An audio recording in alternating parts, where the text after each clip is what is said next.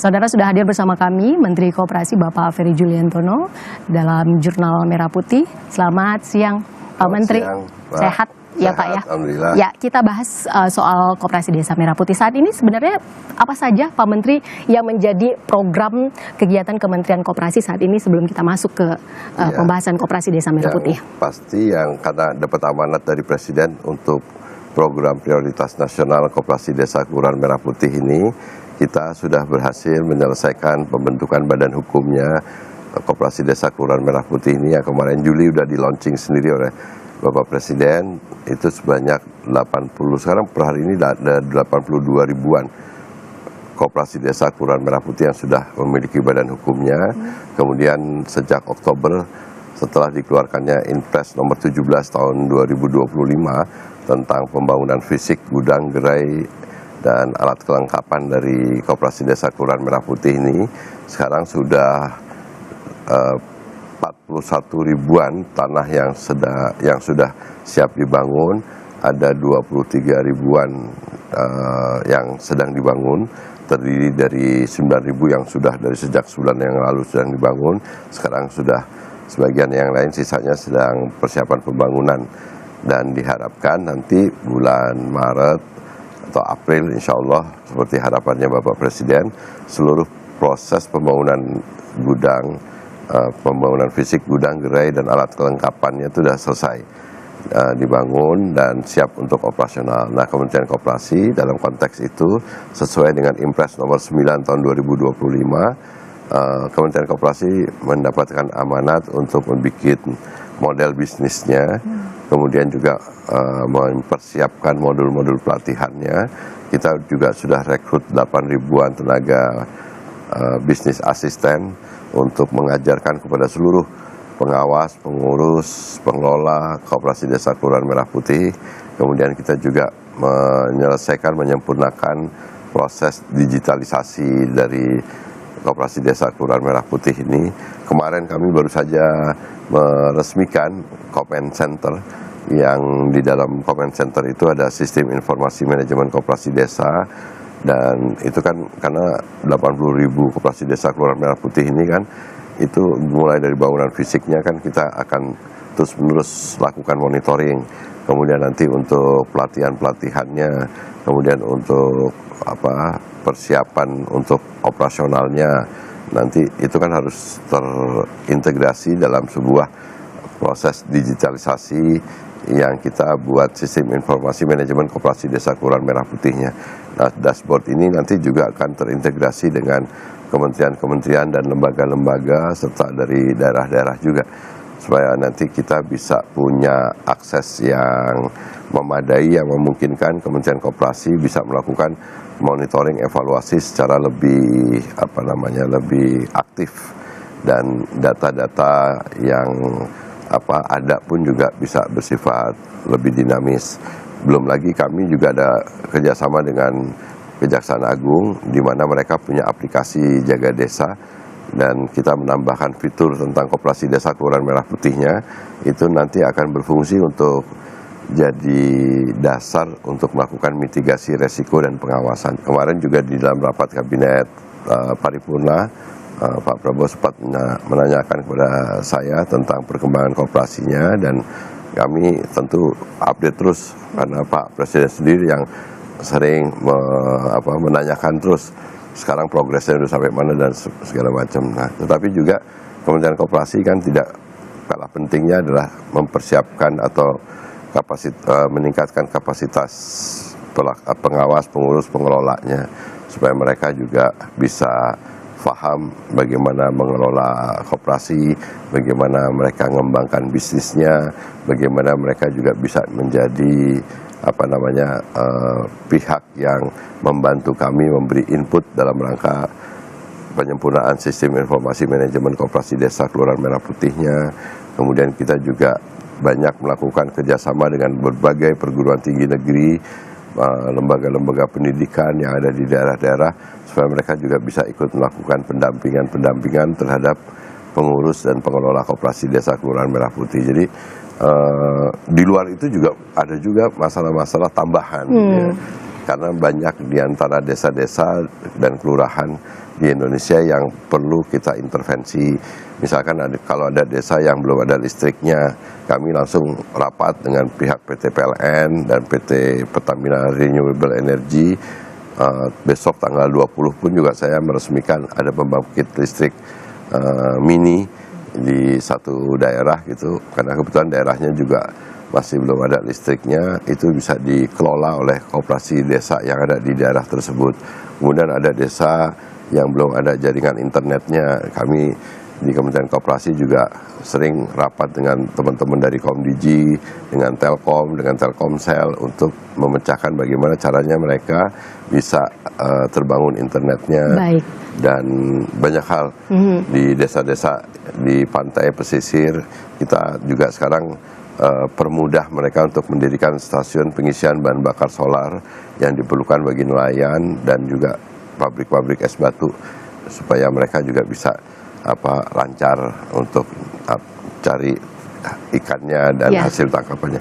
Koperasi Desa Kelurahan Merah Putih ini, Mbak, itu kan diminta oleh Presiden ada kegiatan gerai sembakonya, nanti dikelola secara retail modern, kemudian ada apotek dan klinik desanya, kemudian ada pergudangannya, ada lembaga keuangan mikronya, ada disiapin juga logistiknya, armada transportasinya maksud saya gitu. Tapi di luar itu juga boleh Koperasi Desa Kelurahan Merah Putih membuat kegiatan kuliner, kerajinan, ya, wisata, ada yang gerai kafe juga ya, Pak Menteri. Boleh gitu. Tetapi yang tadi saya sampaikan sebelumnya, ya beberapa kegiatan itu diharapkan bisa dilakukan oleh Koperasi Desa Kelurahan Merah Putih, karena memang di desa-desa itu masih banyak sekali masalah di mana masyarakat terjerat di praktek rentenir, praktek tengkulak, bahkan banyak yang terjerat oleh praktek pinjaman online dan lain sebagainya. Jadi dengan keberadaan Koperasi Desa Kelurahan Merah Putih ini, kita bisa memberikan alternatif bagi masyarakat supaya mereka tidak terjerat lagi ke situ, tapi mereka diberikan pilihannya. Pak Menteri mungkin bisa menjelaskan apa sebenarnya membuat ya animo masyarakat ini begitu tinggi Dan untuk membentuk Koperasi Desa Merah Putih? Masyarakat desa pertama mereka tidak pernah diberi kesempatan untuk memiliki badan usaha. Nah, badan usaha yang sekarang diberikan oleh pemerintah, salah satunya adalah dibentuknya koperasi-koperasi di desa-desa dan kelurahan. Kemudian yang juga memberi semangat kepada masyarakat adalah sekarang oleh pemerintah dibukakan akses permodalan. Selama ini kan masyarakat apalagi yang di desa cuma jadi nasabah aja kan. Nah, sekarang dibukakan akses permodalan. Diharapkan dengan punya badan usaha, dibukakan akses permodalannya, nanti mereka bisa menjadi pengusaha-pengusaha, menjadi pelaku-pelaku usaha. Kemudian gudang-gudang yang ada di Koperasi Desa Kelurahan Merah Putih itu juga nanti akan bisa kita lengkapi juga dengan alat-alat untuk tanaman pangan, dryer, terus kemudian juga alat pengatur suhu untuk buah-buahan dan sayuran, cold storage buat di pesisir pantai. Itu pun juga nanti dengan dukungan dari perguruan tinggi yang terutama yang punya fakultas teknik dan pihak-pihak yang mau bersama-sama membangun industri-industri khususnya yang pasca panen, itu kan bisa menjadi juga lapangan pekerjaan buat mereka. Oke. Pak Menteri tadi sempat menyinggung soal modal, soal dana mungkin yang bisa digunakan untuk melengkapi isi gerai atau gudang. Nanti akan kita bahas soal LPDB, Lembaga Pengelola Dana Bergulir Koperasi. Kira-kira tugasnya ini seperti apa nanti, Pak Menteri? Ya. Usai jeda, kami akan lanjutkan dalam Jurnal Merah Putih.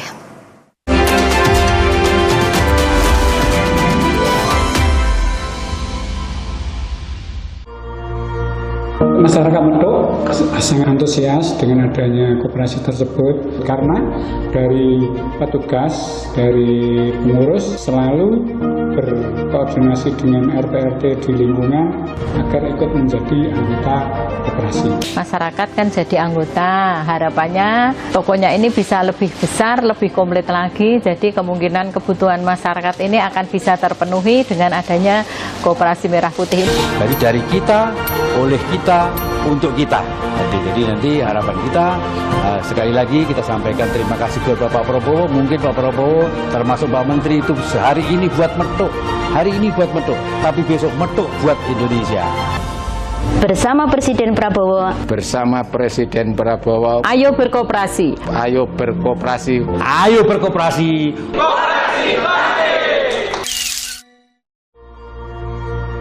Masyarakat Medok sangat antusias dengan adanya koperasi tersebut karena dari petugas, dari pengurus selalu berkoordinasi dengan RT-RT di lingkungan agar ikut menjadi anggota koperasi. Masyarakat kan jadi anggota, harapannya tokonya ini bisa lebih besar, lebih komplit lagi, jadi kemungkinan kebutuhan masyarakat ini akan bisa terpenuhi dengan adanya Koperasi Merah Putih. Jadi dari kita, oleh kita, untuk kita.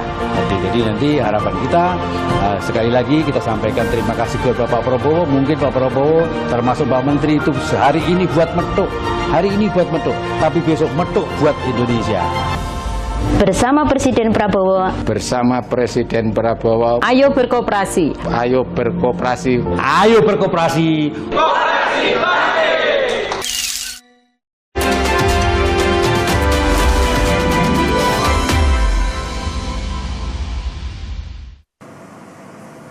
Saudara, Anda masih bersama kami dalam Jurnal Merah Putih. Kami sedang berdialog dengan Menteri Koperasi Bapak Ferry Juliantono membahas Koperasi Desa Merah Putih. Hari ini Pak Menteri tadi sempat menyinggung, kita sempat ingin mengetahui penjelasan dari Pak Menteri soal LPDB, Lembaga Pengelola Dana Bergulir Koperasi. Ini lembaga yang seperti apa Pak Menteri? Apa ini tugasnya? Badan Layanan Umum milik Kementerian Koperasi yang memang tugasnya memberikan pembiayaan bagi koperasi-koperasi. Jadi selama ini memang banyak sekali UMKM atau koperasi-koperasi yang kita biayai gitu. Nah ini sebenarnya juga menjadi daya ungkit bagi koperasi sendiri, karena sekarang kebijakan dari kami sekarang prioritas pembiayaan kepada koperasi melalui LPDB ini tidak lagi hanya untuk simpan pinjam, tapi kita dorong sekarang koperasi-koperasi masuk ke sektor produksi, ke tadi sektor distribusi, sektor industri, dan pokoknya kita sekarang mulai belajar untuk mengembangkan menjadi produsen dan menjadi industri lagi gitu. Nah itu diharapkan LPDB ini punya daya ungkit untuk itu. Beruntung kami punya LPDB dan sekarang sudah semakin modern. Kita jadikan sekarang tata pengelolaannya juga sudah bagus. Bahkan kemarin di comment center yang kami resmikan itu di mirroring datanya, sehingga kami juga bisa mengecek, memastikan supaya pembiayaan-pembiayaan yang dilakukan oleh LPDB kepada koperasi itu betul-betul tepat sasaran. Kemudian juga proses dan prosedur peminjaman itu juga bisa dilakukan lebih cepat dan lain sebagainya.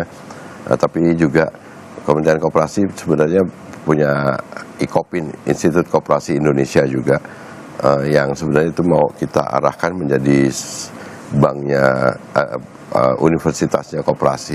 Nah selama ini memang belum tertangani secara baik, tapi ke depan insya Allah nanti kita akan jadikan IKOPIN, Institut Koperasi Indonesia itu menjadi tempat lembaga pendidikan yang akan mencetak kader-kader koperasi dengan pendekatan yang lebih modern, lebih kekinian gitu.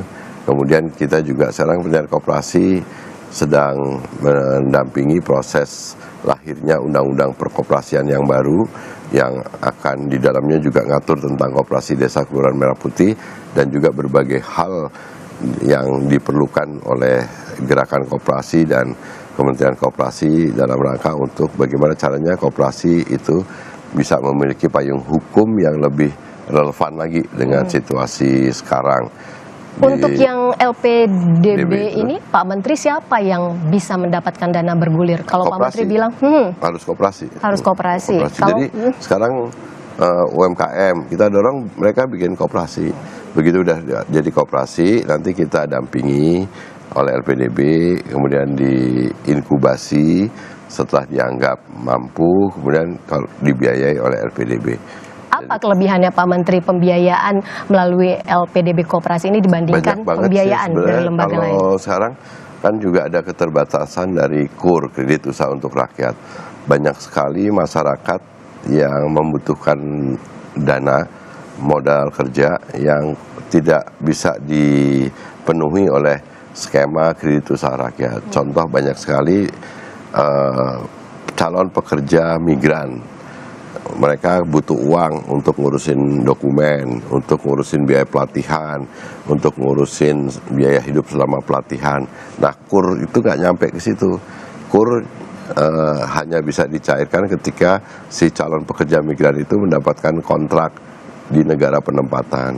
Nah, LPDB bisa bantu, tapi catatannya pekerja migran ini harus bikin koperasi gitu. Nah, ketika mereka bikin koperasi pekerja migran, LPDB bisa bantuin tuh biaya-biaya yang tadi, biaya ngurus dokumen, pelatihan, dan kemudian biaya hidup selama pelatihan. Nanti begitu dapat kontrak, ada joint financing, lembaga-lembaga atau bank-bank penyalur KUR itu bisa joint financing dengan LPDB. Atau contoh yang lain, ada konten kreator atau animator, mereka butuh duit, modal untuk membiayai produk-produk mereka untuk bisa dijual di rumah-rumah produksi.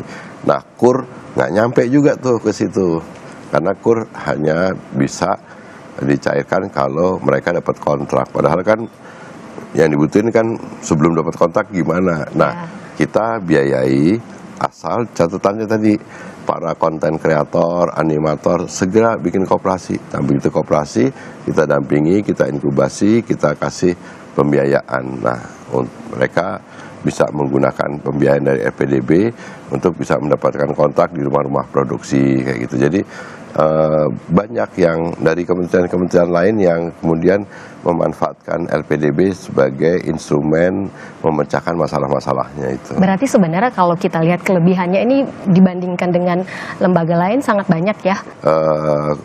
Perlu kita sosialisasiin juga, karena banyak yang belum ngerti bagaimana memanfaatkan, dan bahkan lebih jauh lagi mereka masih banyak yang belum tahu bagaimana sih sebenarnya manfaat koperasi itu. Padahal semua yang berbasis komunitas itu bisa mereka bikin koperasi, dan koperasi itu nanti bisa kita dampingi, kita inkubasi oleh LPDB, bahkan dibiayai. Kalau dari segi proses memang terlihat lebih mudah. Bunganya ya, lebih murah, prosesnya lebih sekarang gampang. bisa udah lebih cepat lagi. Tapi memang tetap ini karena ini memang ada skema pembiayaan, jadi tingkat bunga atau bagi hasilnya juga rendah.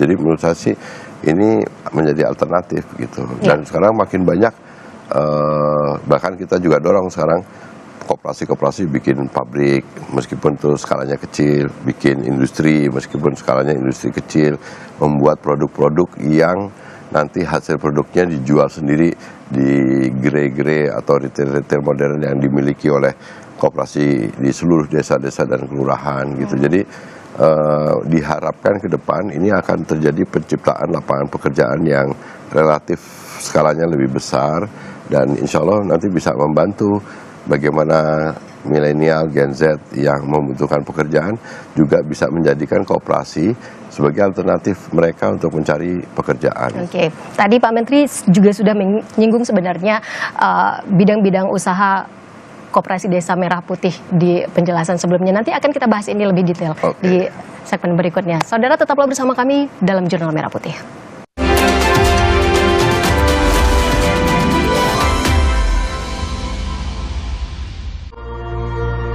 Masyarakat Medok sangat antusias dengan adanya koperasi tersebut, karena dari petugas, dari pengurus selalu berkoordinasi dengan RT-RT di lingkungan agar ikut menjadi anggota koperasi. Masyarakat kan jadi anggota, harapannya tokonya ini bisa lebih besar, lebih komplit lagi, jadi kemungkinan kebutuhan masyarakat ini akan bisa terpenuhi dengan adanya Koperasi Merah Putih. Jadi dari kita, oleh kita, untuk kita. Jadi nanti harapan kita sekali lagi kita sampaikan terima kasih kepada Pak Prabowo. Mungkin Pak Prabowo termasuk Pak Menteri itu hari ini buat metuk, tapi besok metuk buat Indonesia. Bersama Presiden Prabowo. Bersama Presiden Prabowo. Ayo berkoperasi. Ayo berkoperasi. Ayo berkoperasi.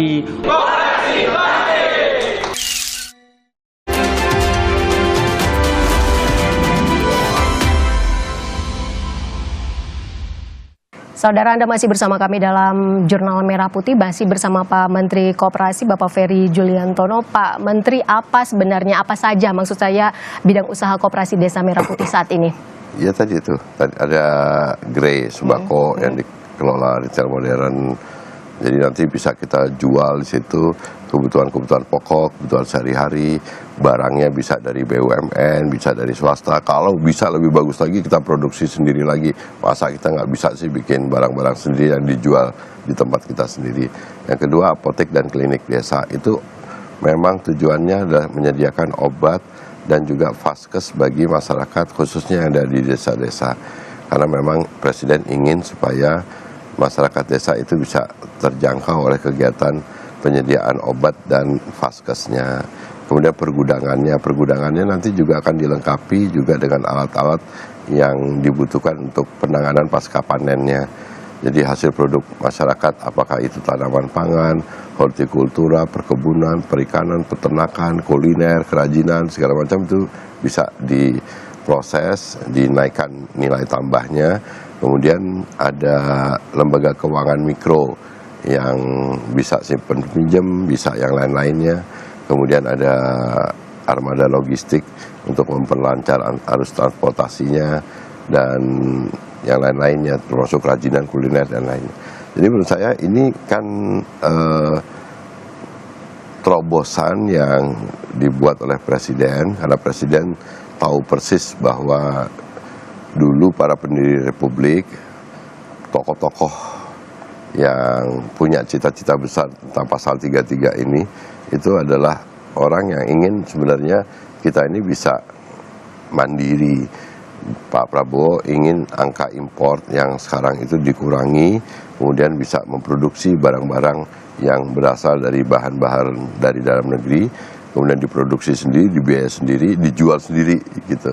Nah, itu namanya kedaulatan ekonomi, kemudian di bidang energi dan pangan dan lain sebagainya. Jadi sebenarnya kalau ini bisa tahun depan ya, mulai kita sabar sedikit karena memang prosesnya mulai dari proses pembentukan badan hukum, bangunan fisiknya, ngelatih, mempersiapkan digitalisasinya, kemudian mendampingi dan lain sebagainya, itu bukan proses yang bisa cepat langsung, tapi perlu proses. Tapi kita akan kerja mati-matian untuk bisa merealisasikan keinginan Pak Presiden agar di tahun depan di bulan Maret atau April itu selesai bangunan fisiknya dan siap operasional, dan kemudian operasionalisasi ini nanti akan bisa bermanfaat buat rakyat. Kalau dari penyerapan lapangan pekerjaannya aja, kalau per satu koperasi desa atau kelurahan ini bisa menyerap 20 orang menjadi pengurus dan menjadi pengelola atau manajer-manajer di koperasi desa, 20 orang itu kali ada 80.000 kan 1,6 juta orang. Belum lagi kalau kemudian masyarakat di desa atau kelurahan itu kemudian terdorong menjadi anggota koperasi. Taruhlah angkanya 500 orang dari rata-rata penduduk jumlah dewasa yang ada di desa. 500 orang kali 80.000 itu kan sudah 40 jutaan orang masyarakat yang menjadi anggota koperasi. Berarti target selesai itu memang di April atau Maret 2026. Gitu. Kalau berarti sampai saat ini progresnya sudah sejauh apa Koperasi Desa Merah Putih ini, Pak Menteri? Ada sebagian yang sudah kita waktu itu bikin mock up, ada sekitar 100-an, itu menjadi tempat belajar buat kita. Sebagian besar di antara mereka sekarang omsetnya juga udah bagus. Nanti Mbak kapan-kapan saya ajak. Itu kemarin saya baru dari Boyolali, kemudian dari di beberapa provinsi itu udah jalan, udah bagus gitu. Kemarin terakhir di Kalimantan Tengah juga sudah ada yang bagus gitu. Jadi sebenarnya animo masyarakat ini besar. Tinggi ya, Pak, dan menurut pendapat saya, Koperasi Desa Kelurahan Merah Putih ini akan menjadi instrumen yang penting untuk mendongkrak pertumbuhan ekonomi di desa-desa. Dan angka pertumbuhan ekonomi secara nasional 8% itu bukan tidak mungkin nanti akan justru dipicu pencapaian ke angka pertumbuhan ekonomi 8% dari kegiatan ekonomi di desa dan kelurahan. Ini kan sebenarnya sesuai dengan Asta Cita yang nomor 6, bahwa pembangunan itu dimulai dari bawah dan dari desa. Nah, ternyata betul sekarang dengan program Koperasi Desa Kelurahan Merah Putih, selain tadi bisa jadi tempat pertumbuhan ekonomi, tapi juga ternyata kita bisa sekaligus mengatasi masalah-masalah tentang keterbatasan sarana dan prasarana, sekaligus juga kita bisa membebaskan tuh orang-orang desa, orang-orang yang ada di kelurahan-kelurahan yang sekarang masih terjebak ke praktek rentenir, pinjol dan sebagainya, kita bisa bebasin. Ini sudah sesuai harapan suatu Pak Menteri. Program yang tujuannya luar biasa, dan alhamdulillahnya juga sekarang melibatkan banyak sekali kementerian lembaga, semua unsur terlibat, daerah-daerah dari mulai gubernur, bupati, wali kota, camat sampai desa, ini bahu-membahu menjadikan proyek atau program strategis nasional ini bisa terlaksana secara baik. Berarti progres yang sudah dicapai hingga saat ini sudah sesuai harapan, atau sudah ada harapan-harapan lain, Pak Menteri? So far sih menurut saya udah, kan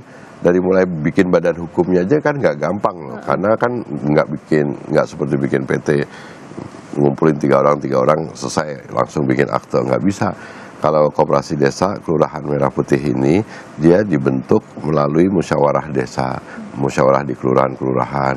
Nah itu perlu waktu, dan kemudian tapi bulan Juli selesai. Sekarang bangun fisiknya juga tidak ringan juga, ada kesulitan-kesulitan, tetapi sampai sejauh ini buktinya sekarang sudah 20 ribuan yang sedang dibangun, yang mudah-mudahan itu nanti bisa terus-menerus. Nih kita Desember nggak ada liburan juga ini, jadi kita karena kita yakin dan sadar bahwa ini adalah tugas untuk menuntaskan cita-cita dan mimpi para pendiri Republik, tokoh-tokoh gitu yang pengen koperasi gitu. Dan kita kan juga sekarang ingin semuanya ini tumbuh bersama, berkembang bersama, kalau bisa makmur bersama. Amin. Jangan ada sebagian yang makmur sendirian, ada kesenjangan, yang sebagian Pak besar Menteri. rakyat enggak gitu. Dan apalagi misalkan kepada milenial dan Gen Z, kita sekarang harus berpikir keras bagaimana mereka juga bisa diberikan alternatif terserap masuk di lapangan pekerjaan. Dan Koperasi Desa Kelurahan Merah Putih serta koperasi-koperasi yang sudah existing, yang ada, yang sekarang kita dorong masuk ke sektor-sektor produksi, distribusi, industri, lembaga di perkreditan, itu bisa jadi alternatif bagi masyarakat, khususnya juga kalangan milenial dan Gen Z. Tapi sabar tahun depan gitu, karena memang nggak sampai perlu pertengahan tahun 2026 ya Pak Menteri. Maret April kita udah ada sebagian kan yang udah jadi kan, itu insya Allah mudah-mudahan itu bisa jadi harapan kita semua gitu. Tentunya dengan berbagai manfaat yang didapatkan dalam Koperasi Desa Merah Putih ini tentu saja memang membuat animo masyarakat itu begitu tinggi ya, karena ada peningkatan kesejahteraan dan perekonomian di sana begitu ya Pak Menteri. Terima kasih banyak atas penjelasannya Pak Menteri Koperasi Bapak Ferry Juliantono dan saudara. Terima kasih banyak, dan saudara, demikian dialog Jurnal Merah Putih kali ini, dan dialog ini sekaligus menutup perjumpaan kita dalam Jurnal Merah Putih hari ini. Terima kasih, sampai jumpa. Thank you. Terima kasih.